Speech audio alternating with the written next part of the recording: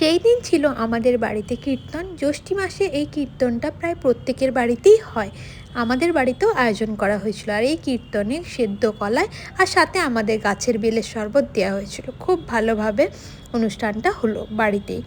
যাই হোক, এরপর আছে একটা ছোট্ট সেলিব্রেশন। সেটা হচ্ছে পিসিমণি পিসোর 31st অ্যানিভার্সারি। আমরা ছোট্ট করেই সারপ্রাইজ দিলাম।